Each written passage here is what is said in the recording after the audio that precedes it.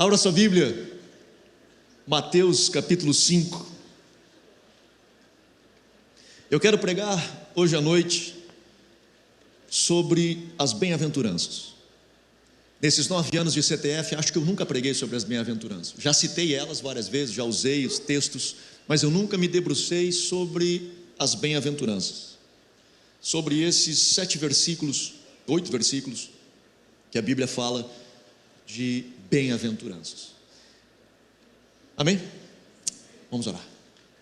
Papai, abençoa, Senhor, a Tua palavra, que possamos ouvir a voz do Teu Espírito, que possamos, Senhor, ser ministrados por Ti nessa noite. Espírito Santo, seja o nosso mestre, seja o nosso ajudador, em nome de Jesus. Amém. Amém. Contextualizar você as bem-aventuranças ou o sermão da montanha de Jesus. Jesus, no capítulo 4, ele vai ao deserto para ser tentado pelo diabo. E ele chega ao deserto, passa a sua batalha, vence a sua batalha, e ele sai e começa a chamar discípulos. Ele encontra os pescadores e chama e diz: vou fazer vocês pescadores de homens. Então Jesus, ele está numa missão de reunir os seus discípulos. Amo vocês sentados no chão, amo. Chamando os seus discípulos para estar junto com ele. E aí, quando ele reúne, faz alguns milagres, uma multidão começa a estar perto dele, começa a caminhar perto dele, e ele então, no verso 1 do capítulo 5 de Mateus, acho que pode baixar só um pouquinho, daí não dá. Mateus capítulo 5, verso 1 diz assim: ao ver as multidões, Jesus subiu ao monte, ele se assentou e os seus discípulos se aproximaram dele. Então ele passou a ensiná-los. Olha o contexto. Jesus reúne a multidão que foi lá para receber milagre, mas ele estava com os seus discípulos. E ele senta os seus discípulos e passa a ensiná-los. O sermão da montanha de Jesus é incrível. Ele inicia no capítulo 5, ele vai até o capítulo 7. São 3 capítulos, 5, 6 e 7. Que Jesus descortina princípios incríveis. O sermão, ele é dividido em 2 partes. A primeira parte, ou uma das partes, ele fala para fora. Ele fala sobre a luz, a sua luz brilhar para fora. Ele fala sobre nós sermos a luz do mundo, nós sermos o sal da terra. Ele fala como nós lidamos lá para fora. Na segunda parte do sermão, ele nos chama para dentro, numa introspecção, no que a teologia chama de obscondicidade, onde nós olhamos para dentro de nós mesmos, onde ele trabalha no nosso coração, nas coisas que são aqui internas. Mas antes de ele começar a fazer essas coisas, ele monta as bem-aventuranças. Que as bem-aventuranças é como se fosse a base do seu sermão. Ele fundamenta a base do que ele vai descortinar depois e até explicar um pouquinho das bem-aventuranças nas demais falas, mas ele solidifica, ele fundamenta o seu sermão nas bem-aventuranças. E a palavra bem-aventurado seria abençoado. Jesus diz: você será abençoado se... abençoados ou bem-aventurados, outros falam como se fosse feliz 2 vezes, ou seja, muito feliz, mas uma tradução simples seria abençoado. Você será abençoado se. E aí ele inicia as bênçãos. Quem são pessoas abençoadas? E ele inicia assim no verso 3: bem-aventurados os pobres de espírito, porque deles é o reino dos céus. Ou seja, abençoados são os pobres de espírito. Quem são esses? Quando nós falamos de pobreza, nós estamos falando de escassez, de falta de. É isso que caracteriza o pobre, é a falta de algo, é a escassez de algo. E quando Jesus diz bem-aventurados os pobres de espírito, ele não está dizendo bem-aventurados ou abençoados são aqueles que têm uma espiritualidade pobre. Não é disso que ele está falando. Ele não está falando de uma espiritualidade fraca, de você não ter desenvolvido sua espiritualidade, não é disso. Ele está falando de um espírito pobre. Também não é aquele que se sente comiserado, assim: puxa, eu não sou ninguém, eu não sou nada, não, nada, glória, as pessoas dizem: que legal, não, glória a Deus, nada para mim. Ele não está falando disso. Quando Jesus diz abençoados são os pobres de espírito, é aquele que tem consciência, e em uma versão em espanhol ele fala justamente isso, aquele que reconhece a sua dependência de Deus, aquele que reconhece que sem Deus ele é nada, que se ele tentar caminhar sem Deus, ele é nada, ele é um pobre de espírito, ele sem a presença de Deus, sem a graça de Deus, sem a manifestação de Deus na sua vida, ele é um nada. Lembra, Jesus está treinando os seus discípulos, ele chamou uma galera e diz: ô pessoal, vamos caminhar comigo, eu quero fazer vocês pescadores de homens. Eles, bora lá, eu não sei exatamente o que vai ser esse troço aí, mas eu estou dentro desse negócio aí, e começaram a caminhar com Jesus, e o primeiro discipulado de Jesus, ele senta os caras e diz: vocês serão abençoados se vocês reconhecerem um negócio, que vocês são nada sem Deus, que se sem vocês, sem Deus, se vocês reconhecerem que vocês são carentes de Deus, que vocês, o seu espírito sem Deus é pobre, se vocês reconhecerem isso, se vocês entenderem isso, sabe o que vai acontecer? O reino dos céus é de vocês, porque vocês terão acesso ao reino dos céus, vocês terão acesso ao trono da graça, vocês terão acesso àquele que dá a graça, que é o próprio Deus. Ou seja, quando você se acha muita coisa, você se acha o último bolacha do pacote, acabou. E esse é um grande problema. Só que nós, irmãos, assim, nós reconhecemos isso aqui, mas nós temos dificuldade de reconhecer isso aqui, porque nós vivemos como se nós fôssemos autossuficientes. Nós vivemos como se nós pudéssemos fazer as coisas, nós vivemos como se nós não dependêssemos de Deus. E quando Jesus, no próprio Sermão da Montanha, ele fala o seguinte: a porta é estreita e o caminho é estreito, larga é a porta e largo é o caminho que leva à perdição. O caminho dos céus, ele é estreito, o caminho dos céus, a porta é estreita e o caminho é estreito. O que isso significa? Significa que você não pode ficar pecando muito por aí, não fica achando que pode viver uma vida libertina e que você não vai para o céu, você tem que andar, sabe, você veio para o reino de Deus, agora o troço está aqui. Eu lembro um dia, nós estávamos num GF, e um rapaz que era da igreja, que tinha parado de ir à igreja, que estava voltando, foi participar daquele GF, e tinha um outro que tinha acabado de se converter. Ele estava maravilhado, feliz da vida, né, com o evangelho, com tudo aquilo. Aí esse mano que já participava da igreja, que tinha saído fora e que voltou naquele GF, até não sei o que ele foi, mas enfim, estava lá. Ele olhou para ele e disse assim: mas te liga, né? Porque agora tu sabe, já não pode mais beber, não pode mais isso, não pode mais aquilo. Ele começou a dar uma lista de coisas para o cara do que ele não pode. O que ele estava querendo dizer é o seguinte: te liga, o caminho é estreito. Não é disso que a Bíblia está falando. Porque eu não conheço nenhum, ou me conta se porventura isso aconteceu com você. Lembra, são duas coisas distintas. O sermão, depois Jesus explica isso no Sermão da Montanha mais para frente. Mas ele diz o seguinte: a porta é estreita e o caminho é estreito. São duas coisas que são estreitas: a porta, por onde eu entro, e o caminho por onde eu estou caminhando também é estreito. Só que nós olhamos para o caminho estreito e dizemos assim: ele é estreito, tu não pode fazer isso, não pode fazer aquilo, não pode fazer aquilo, não... é verdade. Não, então tá. Só que a porta também é estreita. E quando nós falamos acerca da porta, que é a entrada, nós não dizemos assim: não pode isso, não pode aquilo, não pode aquele outro. Nós dizemos: vem como você está. Vem como você está. Jesus te recebe do jeito que você está. Jesus te recebe cheio de pecado que você está. Jesus te ama do jeito que... Jesus é a porta. João fala disso: Jesus é a porta. Venha do jeito que você está. Nós estamos mortos nos nossos delitos e pecados, e Jesus, pela sua graça e misericórdia, ele nos abraça. Ou aconteceu porventura com você, quando você foi levantar a mão para aceitar Jesus, estava levantando a mão para aceitar Jesus, Jesus, para. Lembra, se tu quer entrar pela porta, tem que parar com isso, com aquilo, com aquele outro, com aquele outro, com aquele... Ou aconteceu com alguém? Não.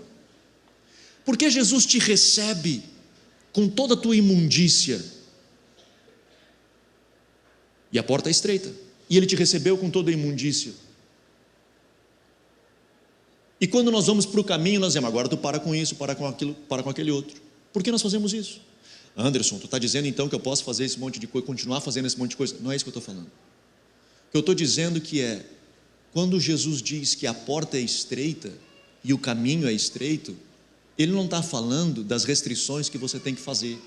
O que ele está dizendo é que mano, a porta é estreita, esse teu ego inflado não passa por ela.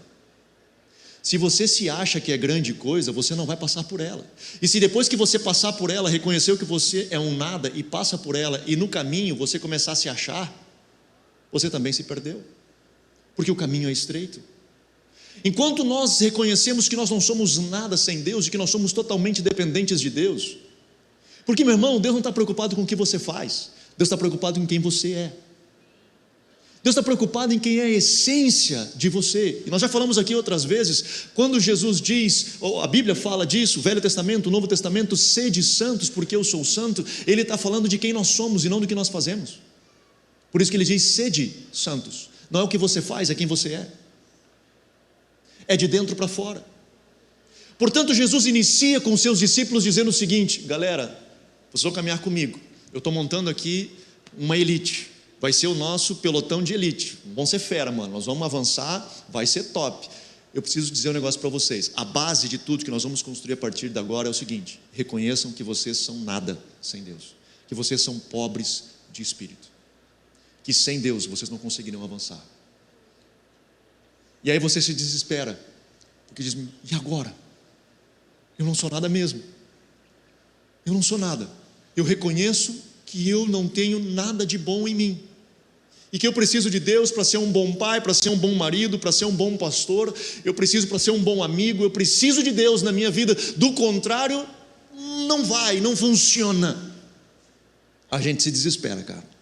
E aí Jesus dá a segunda bem-aventurança, ou a segunda bênção, ele diz, bem-aventurados os que choram, porque eles serão consolados. Não é só o fato de chorar por chorar, não é que ele não está dizendo assim, bom, o pessoal que é chorão, né, aquele que chora bastante, aquele que está triste o tempo inteiro, aquele que está depressivo, ele não está falando disso, ele está falando num contexto dizendo o seguinte, mano, você que chora diante de Deus e diz assim, Senhor, eu não sei mais para onde eu vou, eu não sei mais o que eu faço, eu preciso de Ti, eu bato no meu peito, eu choro o meu pecado, eu digo, Senhor, eu preciso de Ti. Ele diz, esse que faz isso, será consolado, eu vou vir ao seu encontro, eu vou alcançar o seu coração. Lembra Jesus falando aos seus discípulos, instruindo aos seus discípulos, quando um publicano e um fariseu estão orando, o fariseu ora e diz, Deus, graças a Deus que eu não sou que nem esse publicano aí, pecador, eu faço isso, faço aquilo, faço aquele outro, faço aquele outro, faço aquele outro, faço aquele outro, aquele outro, aquele outro, aquele outro. E o publicano do lado bate no peito e diz, Senhor, tem misericórdia de mim que eu sou um nada, eu sou nada, eu sou um ninguém, eu não sei nada, eu sou um rejeitado, eu sou um pecador, tem misericórdia de mim. Jesus olha para os seus discípulos e pergunta, quem desses você acha que desceu justificado? Enquanto um com seu ego inflado, achando que era santo o suficiente, que era bom o suficiente para caminhar no caminho estreito e dizer, não, deixa comigo que aqui eu cuido, eu lido com esse troço, aqui eu sei seguir. Ele estava falando de um coração quebrantado, que chora diante do Senhor, batendo no seu peito, reconhecendo o seu pecado, dizendo, eu sou podre, eu careço de Ti. É a música que nós cantamos, encerramos o louvor hoje cantando disso. Não habita bem algum em mim, não habita bem algum em mim. Tudo que está em mim precisa ser mudado por Ti, Jesus, precisa ser transformado por Ti, Jesus. É a Tua graça, é a Tua graça que me basta, é nesse caminho que eu vou, é nessa direção que eu ando. E Jesus, na base, no fundamento dos seus discípulos, Ele começa a instruir isso. Reconheça que você é um ninguém e clame com lágrimas diante do Senhor, chore e o Senhor vai vir e vai te consolar. E aí ele diz, a terceira bem-aventurança, bem-aventurados mansos, porque herdarão a terra. Mano, quando Jesus diz bem-aventurados mansos, é aquele que com mansidão não busca os seus direitos, não busca vingança. E deixa eu entender, para a gente conseguir fazer a conexão, porque é o mesmo discurso, Jesus não mudou, Ele continua falando sobre a mesma coisa. Quando nós morremos para nós mesmos, quando nós reconhecemos que nós não somos nada, que nós não temos nada, e que sem Deus nós nada somos, nós reconhecemos um negócio, que nós temos o direito de não ter direito algum. Nós reconhecemos que nada pertence a nós, que tudo pertence a Ele.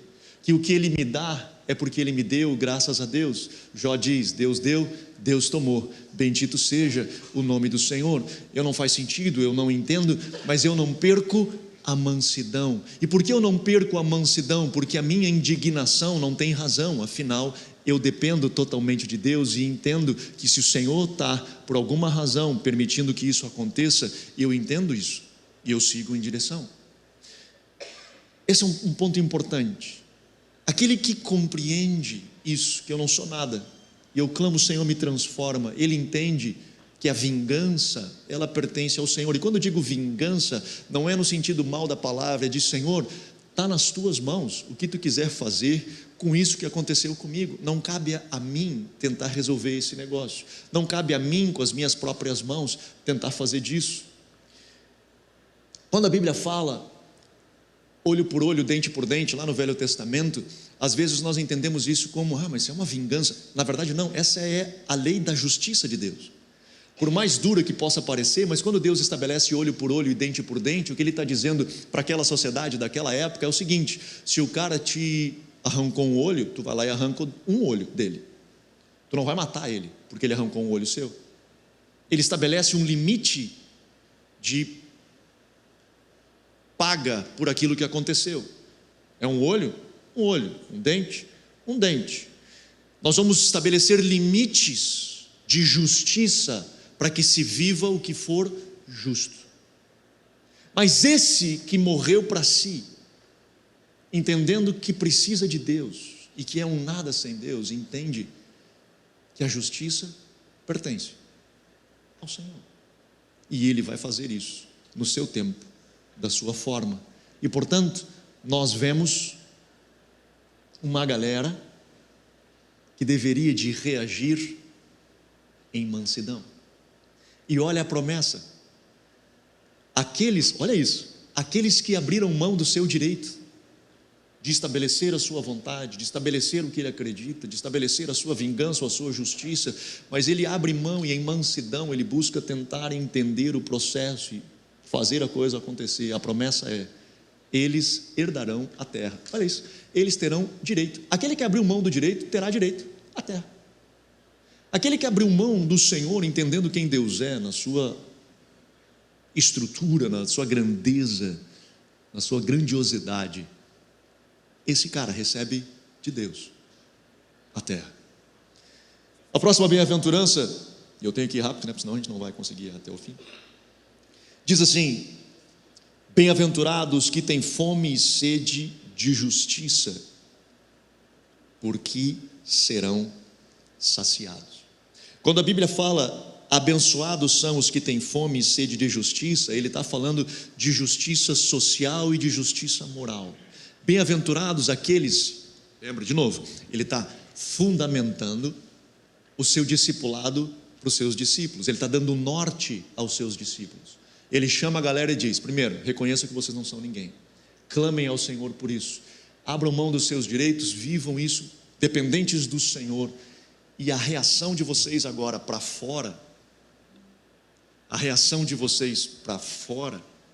porque primeiro ele fala para dentro, para fora, com o outro, é com justiça. Tenha fome de justiça, de que a justiça de Deus, que aquilo que Deus entende ser justo possa acontecer. E nós vemos duas justiças, pelo menos: justiça moral e justiça social.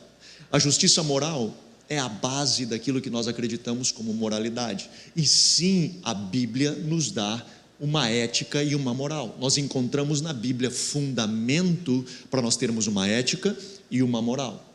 Não, mas nós estamos vivendo uma sociedade hoje, eu não quero entrar muito nesse aspecto, que não é o meu objetivo hoje à noite, mas nós vivemos hoje numa sociedade onde tudo está sendo questionado, onde as bases estão sendo questionadas, o relativismo ele é muito forte e tudo é relativizado. Eu lembro, eu tinha um professor, meu professor de filosofia, ele dizia o seguinte, era de filosofia relativiza tudo, está lá para isso, está lá para questionar os porquês das coisas, ela existe para isso, fica questionando, e ele mesmo dizia: cara, chega uma hora que o próprio filósofo ele tem que entender a hora de parar, porque se você relativizar tudo, você perde o fundamento, e se você perder fundamento, você não tem mais aonde colocar os seus pés, nada mais é sólido, tudo É o que Bauman dizia, né? Sociedade líquida, tudo se dilui, não existe nada mais sólido.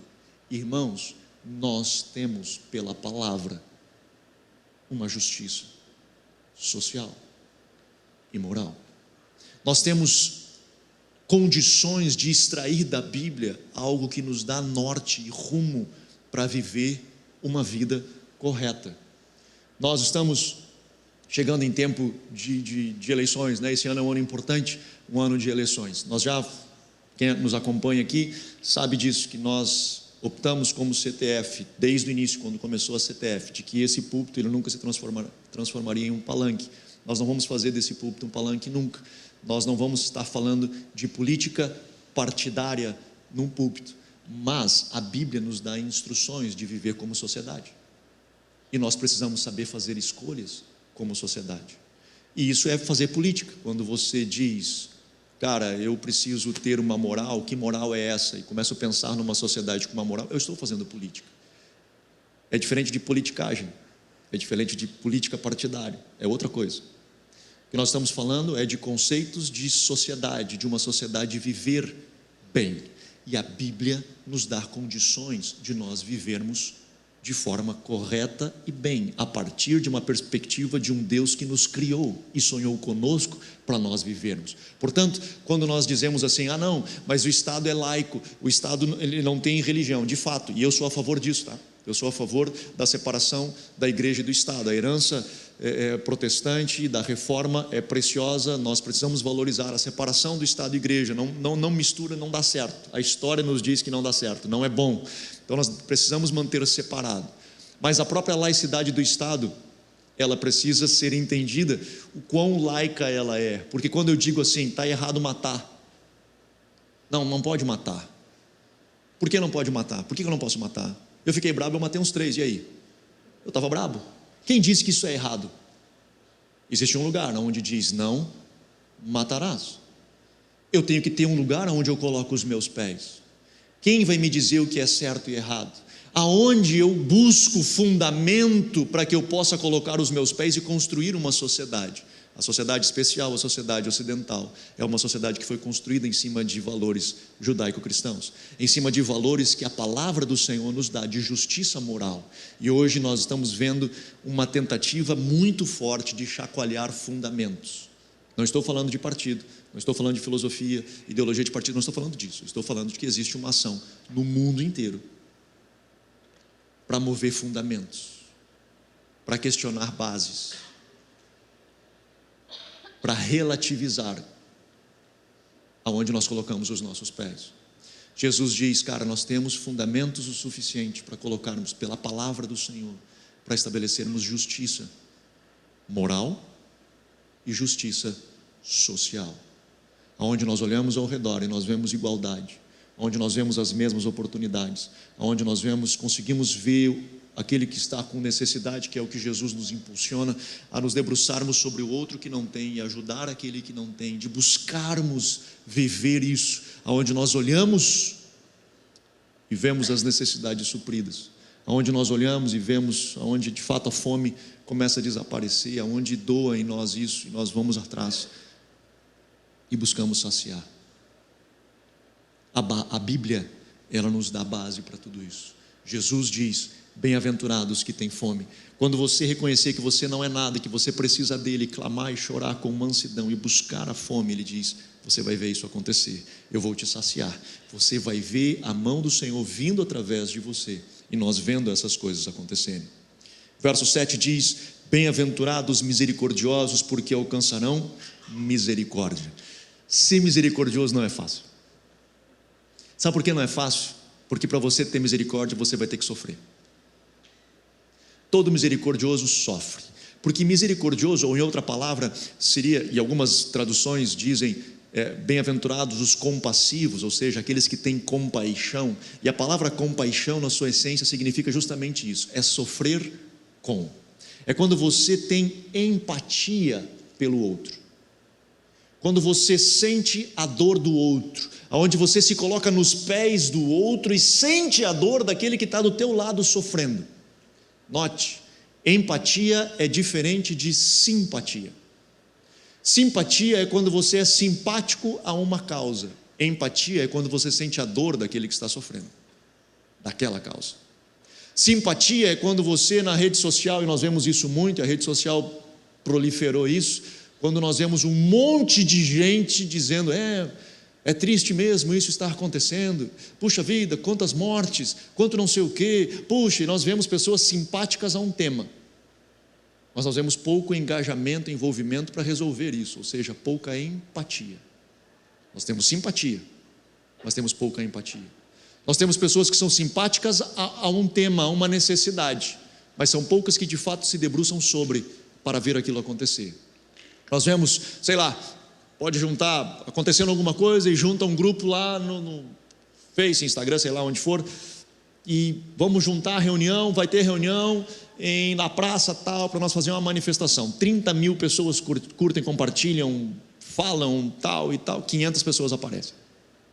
E por que 500 pessoas aparecem no dia? Porque tem muita simpatia e pouca empatia.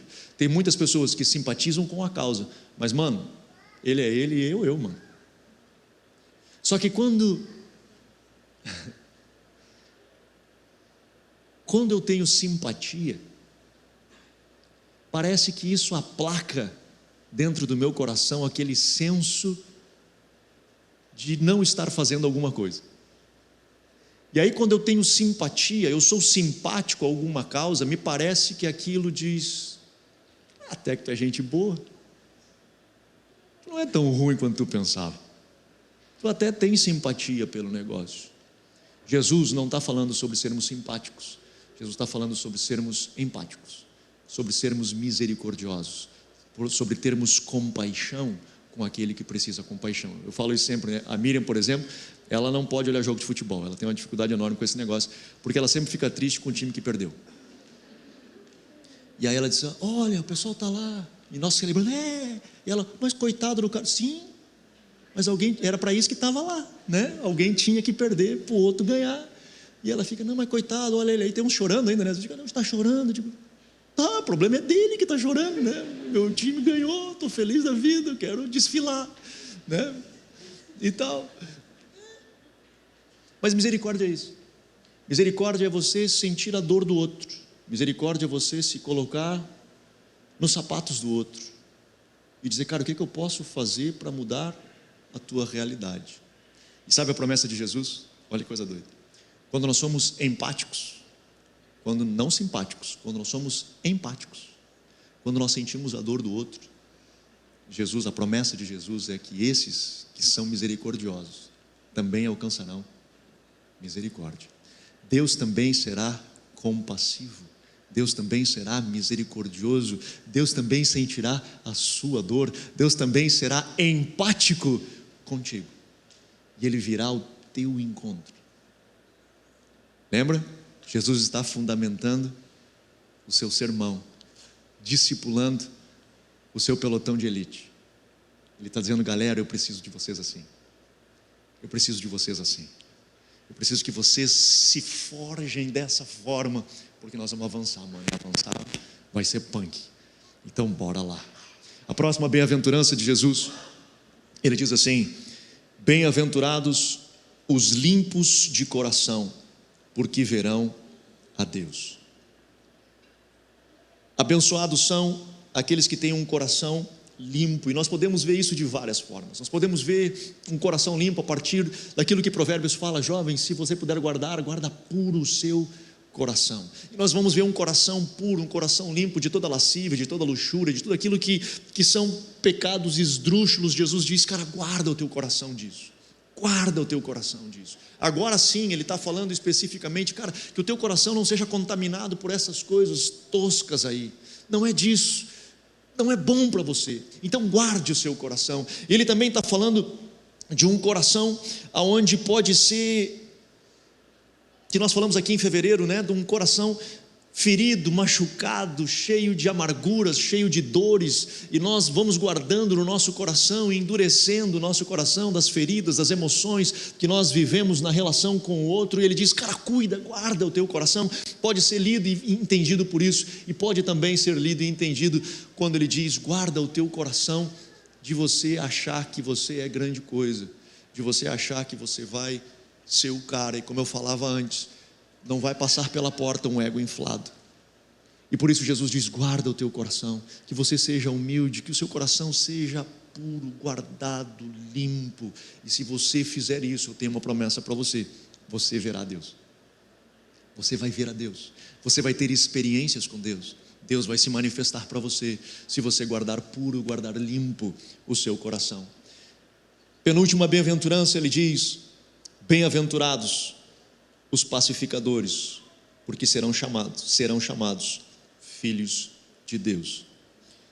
Note que Jesus diz: bem-aventurados os pacificadores, e não os apaziguadores ou os pacifistas. Existe uma diferença. O pacificador é aquele que traz paz. O apaziguador é aquele que põe panos quentes em um problema. É aquele diz: não, pessoal, passou no futebol, a gente fala disso, né? É a turma do deixa disso, né? O apaziguador é a turma quando dá aquela confusão, que os caras começam empurra. Tem um lá que é o apaziguador, diz: não, deu, empurra todo mundo, tal, deu, parou, e parou. Esse é o apaziguador, esse é o pacifista. O pacificador é aquele que não só vai empurrar, mas vai chamar todo mundo e sentar e dizer: cara, isso aqui não pode acontecer de novo. Nós não podemos seguir nessa direção.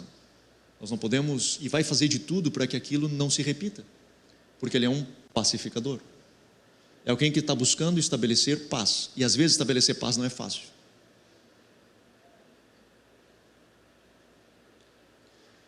Esses dias me perguntaram,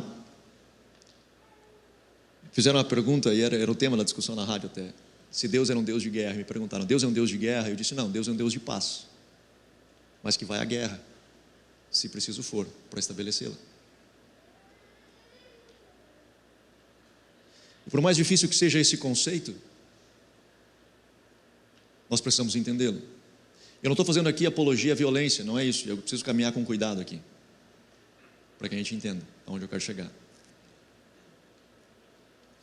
Deixa eu citar um cara que eu gosto de citar bastante, que é um cara chamado Bonhoeffer, aonde ele, falando sobre esse tema no seu livro Discipulado, ele diz o seguinte, e ele usa o termo: precisamos ser pacificadores e não apaziguadores. Ele que traz esse tema de apaziguar. E ele conta essa experiência no livro Ética, que ele escreve. Ele conta o dilema que ele entrou. Ele viveu, se você não sabe, ele viveu na Segunda Guerra Mundial, no período da Segunda Guerra Mundial. Ele era um teólogo já influente na época, ele tinha um trânsito muito bom no mundo, ele viajava pelo mundo inteiro. E aí então os nazistas, o exército de Hitler, o chama para dizer o seguinte: mano, é o seguinte, ó, já que tu tem esse trânsito todo, seja o nosso espião. Quando tu for para a Inglaterra, quando tu for nos Estados Unidos, quando tu for em outras regiões, vê o que os caras estão fazendo lá e nos conta. Mal sabiam os nazistas que os aliados já tinham acertado com ele, para ele ser espião dos aliados na Alemanha. Aí ele olhou para os alemães e disse: é nós,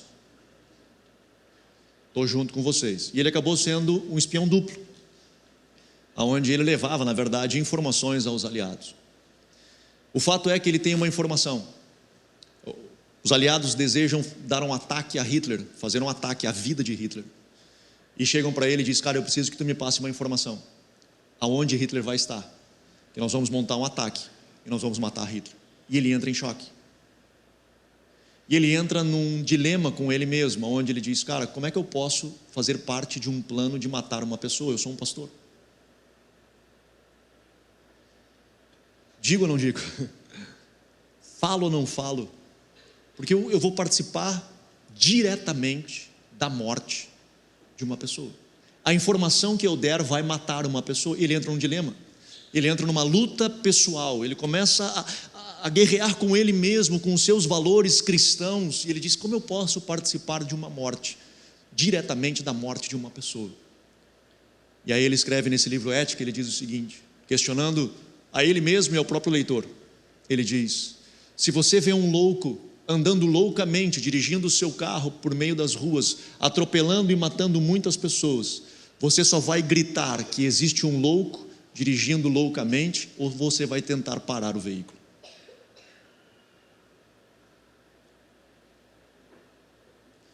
E ele diz: cara, eu preciso. E ele passa essa informação ao exército aliado, que faz o ataque, opera o ataque, e dá errado. Eles não matam Hitler. E como ocorreu esse ataque, Hitler não foi morto. Como os aliados sabiam que nós estávamos aqui?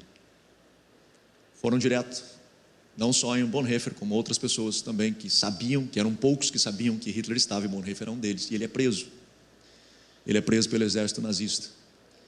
E preso, ficou um período preso, e acaba sendo morto 15 dias antes da guerra acabar.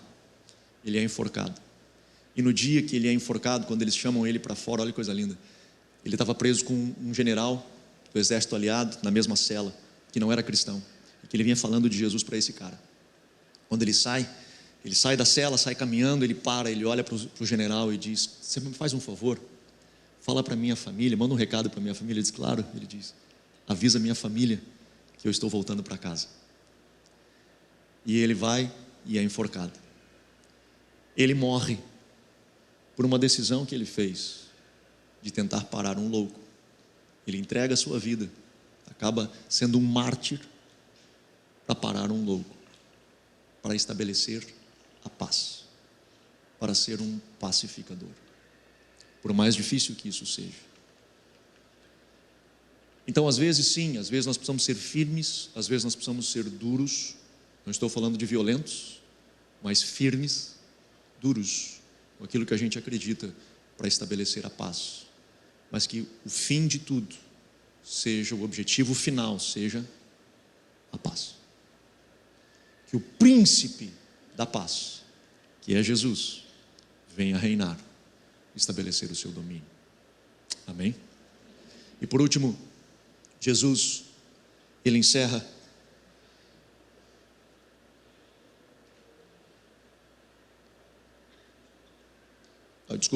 só falando da bênção, ele diz: e esses pacificadores serão chamados filhos de Deus.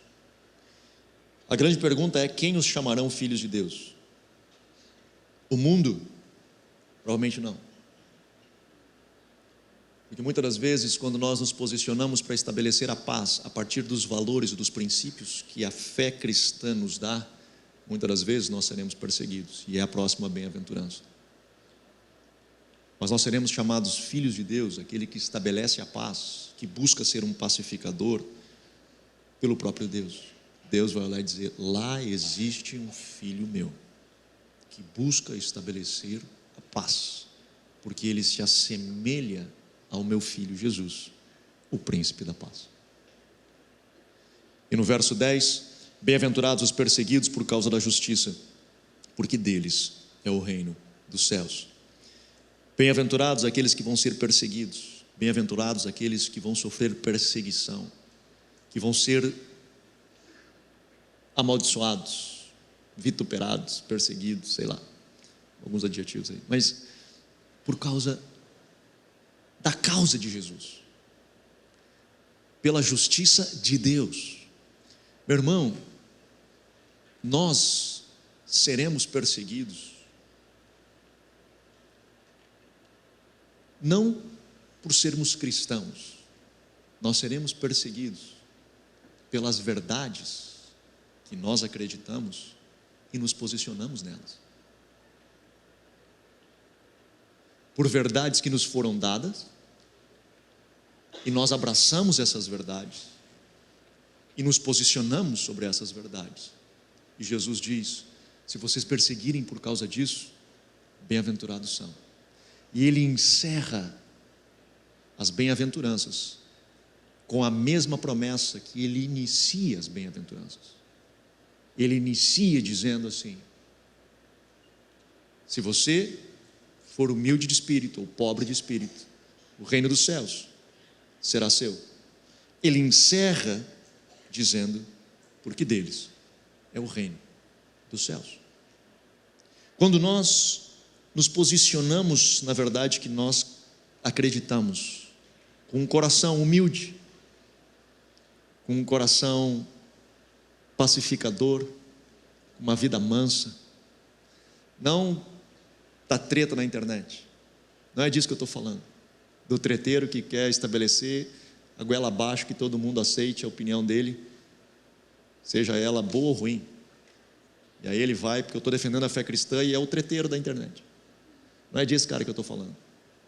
Eu estou falando daquele cara que conseguiu entender todos esses valores e se posiciona a partir desses valores que nós acabamos de comentar. Um cara manso, que abriu mão dos seus direitos, que é um pacificador, que tem um coração puro, que se desvia do mal. Esse cara, quando perseguido pela verdade que ele carrega, esse cara é bem-aventurado. Esse cara é um abençoado, porque ele fez tudo correto.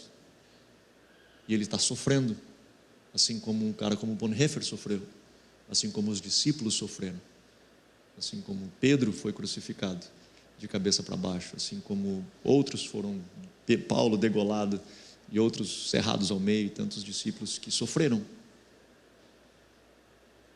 por uma mensagem de amor que pregaram. Jesus instrui os seus discípulos.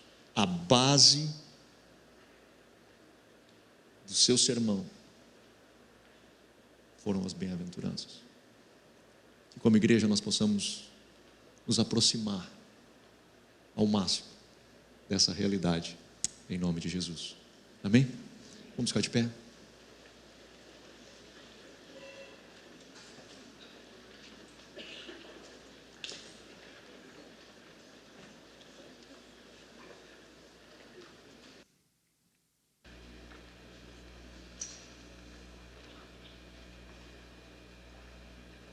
Jesus diz no verso 11: bem-aventurados são vocês quando por minha causa vos insultarem, os perseguirem e mentindo disserem todo mal contra vocês. Alegrem-se e exultem, porque é grande a sua recompensa nos céus, pois assim perseguiram os profetas que vieram antes de vocês. Nós temos uma missão, nós temos uma grande missão.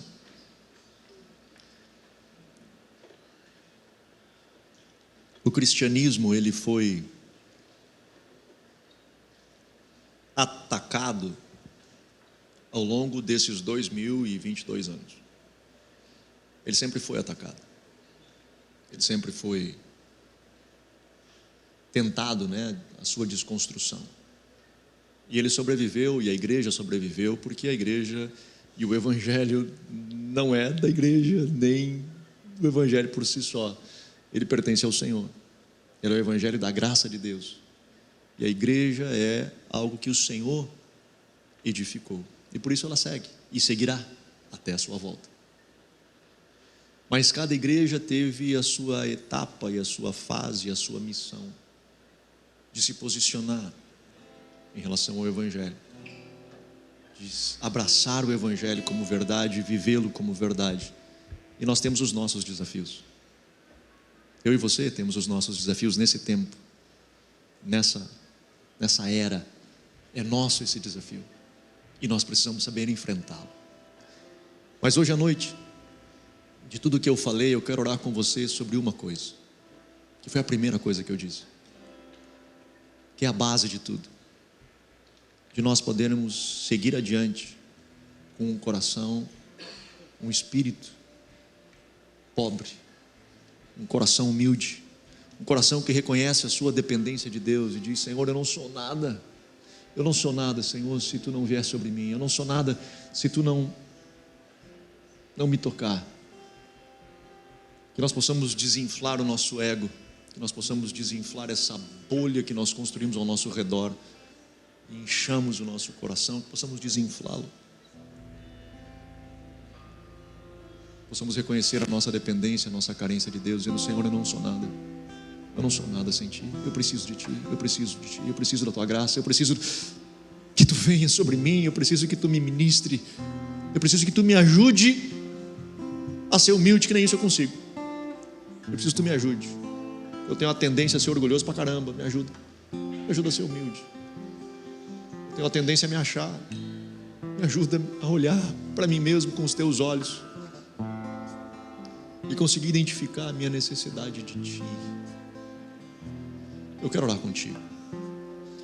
Nós, por muito tempo, enquanto teve, as restrições, a gente manteve muitos protocolos, seguimos com álcool em gel por aí, com outras coisas, tá tudo aí. Mas tinha uma coisa que a gente tinha anseio, assim, cara, que é orar pelas pessoas, de poder orar por aqueles que desejam oração. E por muito tempo a gente não fez, justamente porque éramos impedidos pelos protocolos de fazê-lo. Mas hoje nós temos essa liberação. E nós queremos retomar isso como igreja, porque acreditamos sim. Um dos nossos motes é: encontre a presença transformadora de Deus. Que você possa encontrá-la, seja no louvor, seja no meio da pregação, seja no abraço de alguém, mas também seja na oração, de pessoas orando por você, ministrando acerca de Jesus. Então eu quero orar, a nossa oração específica aqui, nesse momento, vou estar orando com você em casa também, mas a nossa oração aqui, ela vai ser justamente para você poder bater no seu peito e dizer: Jesus, me ajuda a reconhecer, a enxergar a minha pobreza de espírito, a reconhecer que eu não sou nada, que eu sou dependente de Ti, que eu preciso de Ti. Nós queremos estar orando assim. Então, se você quer receber oração, e eu não tenho problema, eu não tenho estresse, se vem muita gente, se vem pouca gente para frente, a gente não faz pregação para as pessoas virem para frente. Tipo assim, tem que vir para frente. Não tem estresse. Mas aqueles que querem, gostariam de receber oração, você pode sair do seu lugar, vem à frente, e nós queremos juntos, junto com a liderança, nós estarmos orando por você. Amém? Aleluia.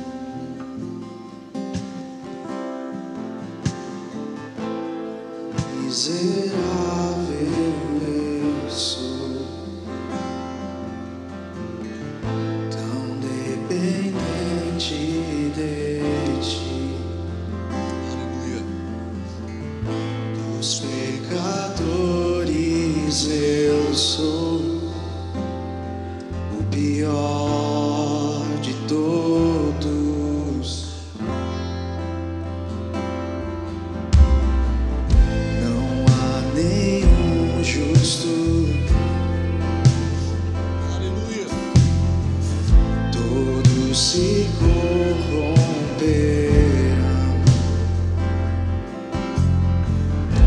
Estávamos mortos,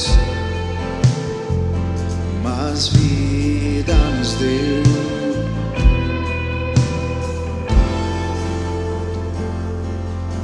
E em mim não habita bem algum, pois tudo que há em mim necessita ser mudado por Ti, Jesus.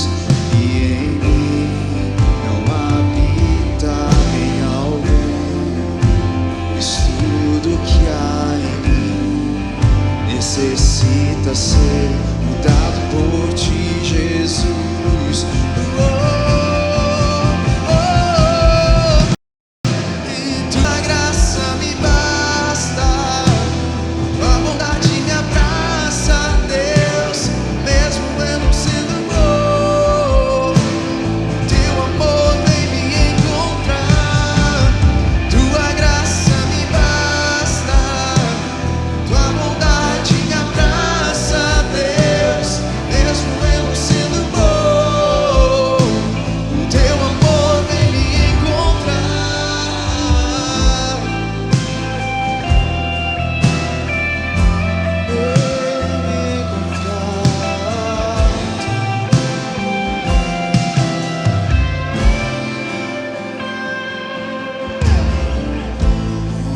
miserável Aleluia. eu sou, tão dependente de Ti. Dos pecadores eu sou o pior de todos. Ore comigo. Seja você que está aqui à frente, ou você que está no meio da galera, você que está em casa, vamos nos unir em oração. Vamos clamar ao Senhor, ao Espírito Santo, que esteja ministrando a nossa vida, que as escamas dos nossos olhos caiam e que nós possamos nos ver de fato como carentes, dependentes dEle, com um coração humilde, clamando e dizendo: Senhor, eu preciso de Ti.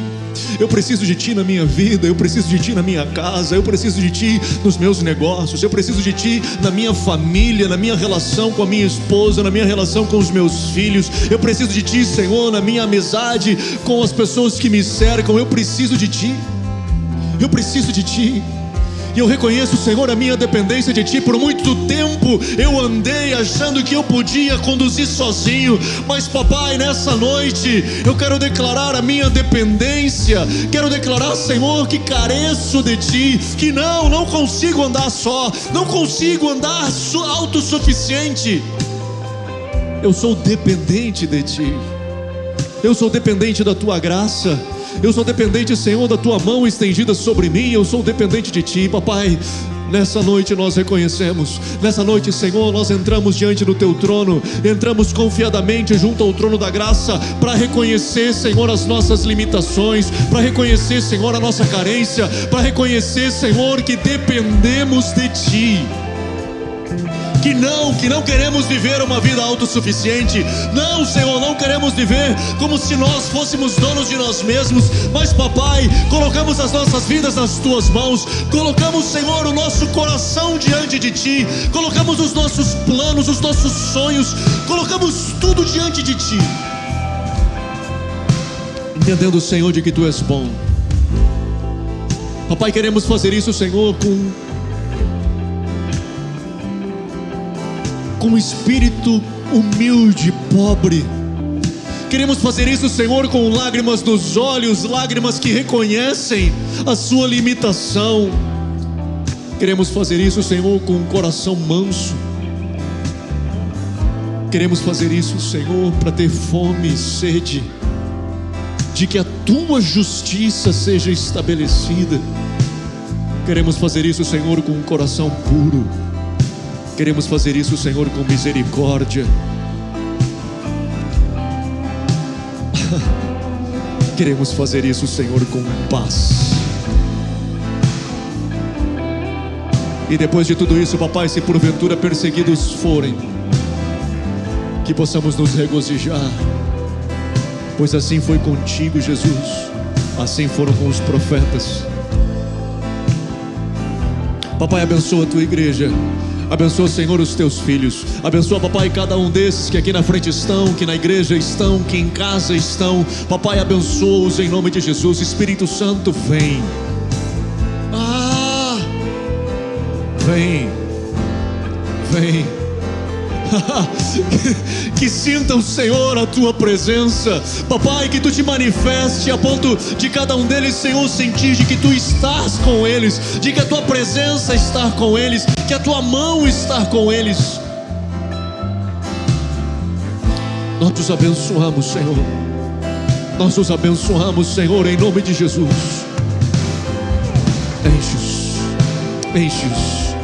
Enche-os, em nome de Jesus. E em mim não habita bem algum, pois tudo que há em mim necessita ser mudado por Ti, Jesus. E em mim não habita bem algum, pois tudo que há em mim necessita ser mudado por Ti, Jesus.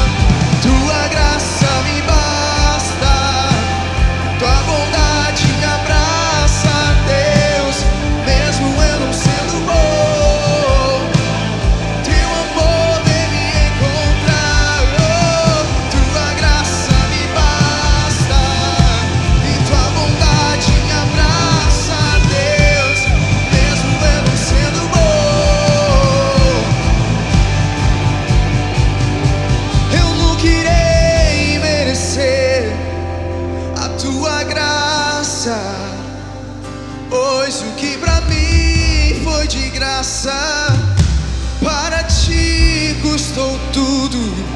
Eu nunca irei merecer a tua graça, pois o que pra mim foi de graça, para ti custou tudo.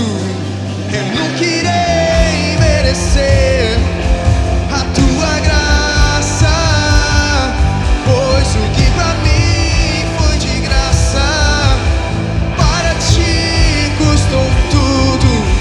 Eu nunca irei merecer a tua graça, pois o que pra mim foi de graça, para ti custou tudo. Quando estou fraco, o teu poder se aperfeiçoa em minha fraqueza.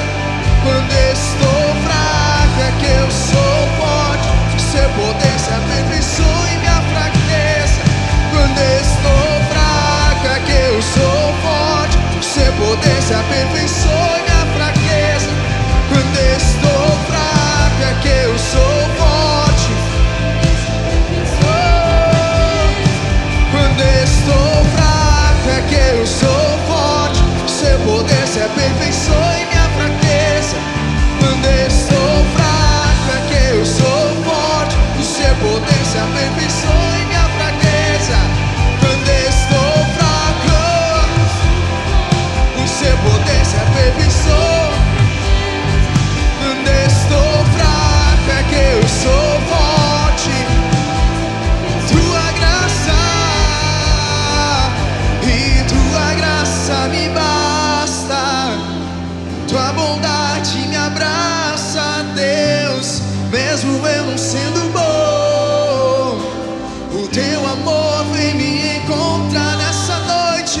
Tua graça me basta e tua bondade me abraça, Deus, mesmo eu não sendo bom. O teu amor vem me encontrar, oh, tua graça me basta, tua bondade me abraça, Deus, mesmo eu não sendo bom. O teu amor vem me encontrar e tua graça me basta, tua bondade me abraça, Deus, mesmo eu não sendo bom. E tua graça me basta, tua bondade me abraça, Deus, mesmo eu não sendo bom. Ei! E tua graça me basta, tua bondade me abraça, Deus, mesmo eu não sendo bom. O teu amor vem me encontrar e tua graça me basta.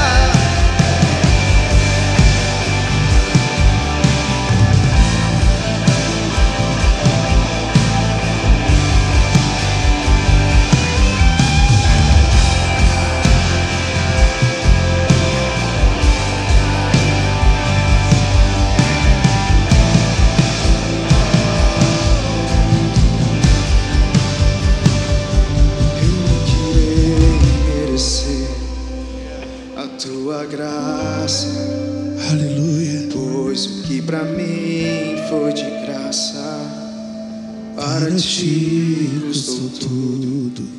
Eu nunca irei merecer a tua graça, pois o que pra mim foi de graça, para ti custou tudo. Eu nunca irei merecer a tua graça, pois o que pra mim foi de graça, para ti custou tudo. Eu nunca irei merecer A tua graça.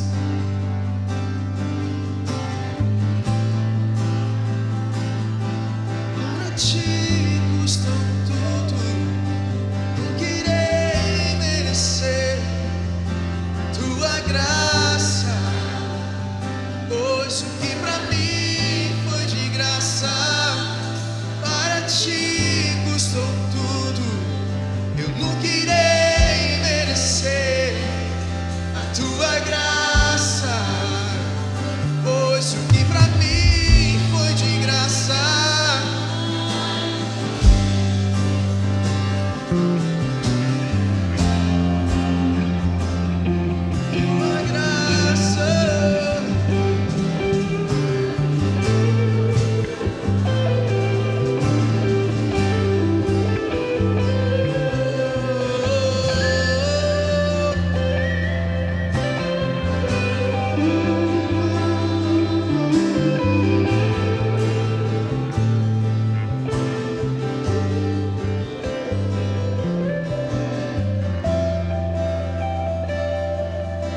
Nós declaramos, Senhor, uma geração com o coração quebrantado e contrito em Tua presença. Um coração assim o Senhor não desprezará. Que possamos reconhecer em todo o tempo, Pai, a nossa dependência de Ti, o quanto precisamos de Ti. Que essa seja a verdade que nos movamos, Senhor, durante essas próximas semanas. E que possamos aprender a caminhar sempre com essa humildade de espírito. Aleluia. Aleluia, o Senhor é maravilhoso. O Senhor é maravilhoso. Vamos aplaudir ao Senhor e a sua adorável presença. Aleluia.